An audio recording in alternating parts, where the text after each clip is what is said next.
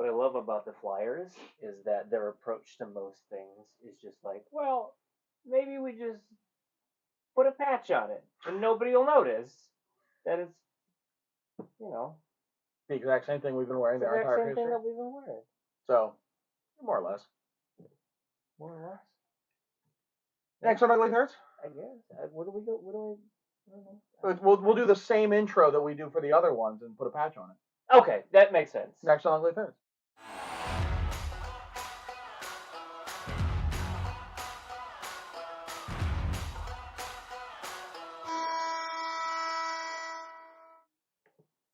Welcome back, sports fans, to another episode of Ugly Thirds. Today's topic will be the 2010 Winter Classic. John and Trevis, take it away. Did he say would be? This topic would be, but it's not. So this jersey's done. Let's talk about this one. All right, now hold on there, Skeeter. Now hold on.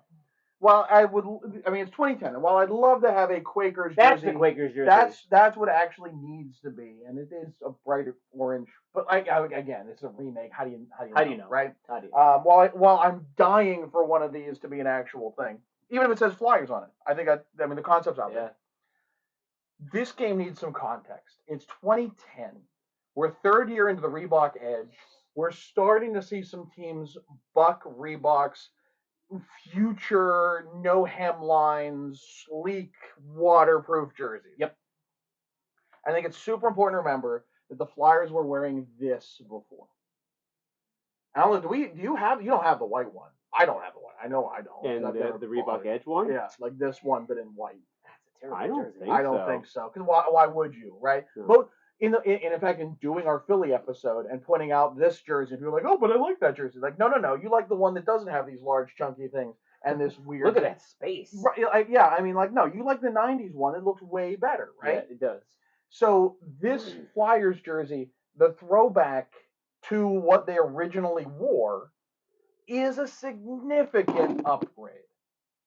So and then this will be promoted to the home jersey. Like, this is their look until this past year. Right. Converted to Adidas, obviously, in 17. Right. But, like, this jersey is so boring looking back. It is so dull, just put a patch on it, right? But in context, this was revolutionary. This was a shot against Reebok. And I think one of the bellwethers that the future jerseys were going to be rejected. Okay. So I think it boring in hindsight, but so important. Important for the time period and where it took. Call me a history teacher, but I think context matters. Okay, I'll consider that. Okay, we're done with that, right? I think so. Okay, good.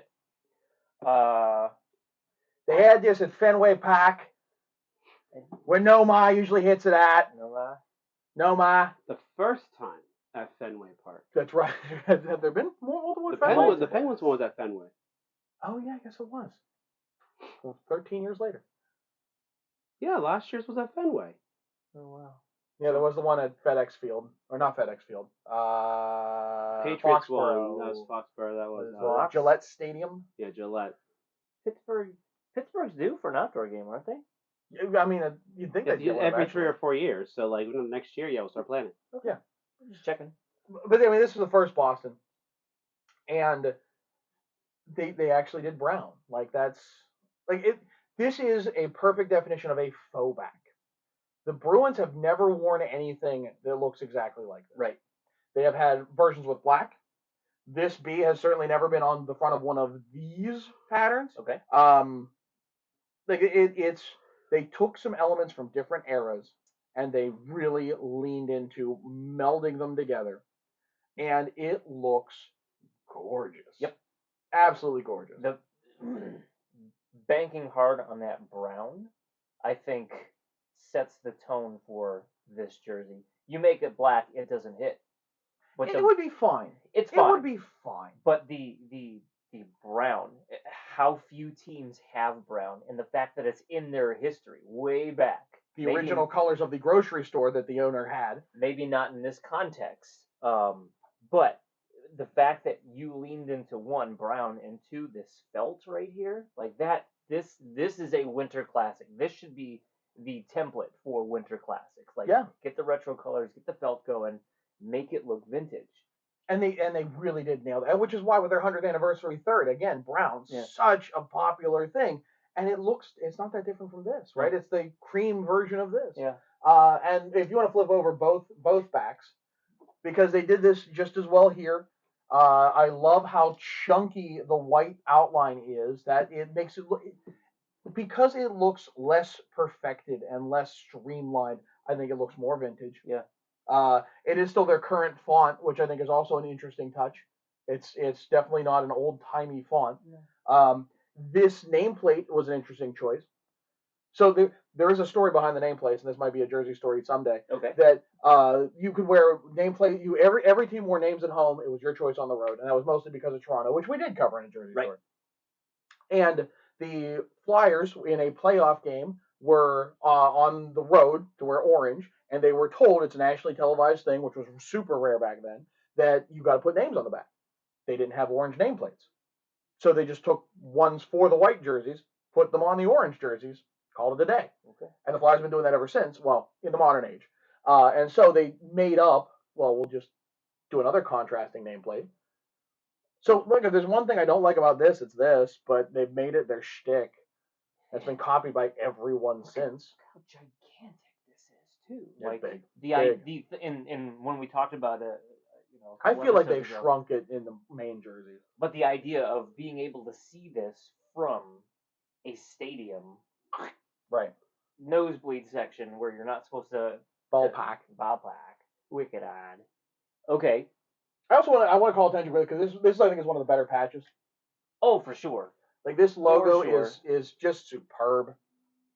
Come on, Jersey, we believe in you. Get in there. Nice. I mean, you got the brick walls, you have the green monster in the middle, and it just the winter feels very winter and Boston, and it's gorgeous. Yep. So dull, but contextually spectacular. Yep. And I think that's going to be the real question when we get to our major ranking. Where do you put this? You take this one. I mean, I have an idea. I like how much these are both historical precedent, right? Yeah. This I've seen used in many other contexts, and I think it's better than these.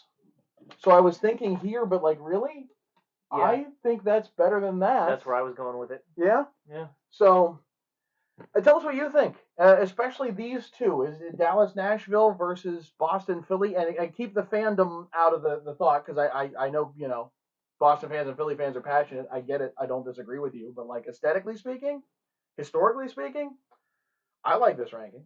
Yeah. What do you think? That's exactly where I was going to put it. Okay. So, he's Shrems. I'm John. Phil, why don't you take us out? Don't forget to hit that like and subscribe button. Hit the bell so you get notifications when new videos are posted. And tune in for another episode of Ugly Thirds.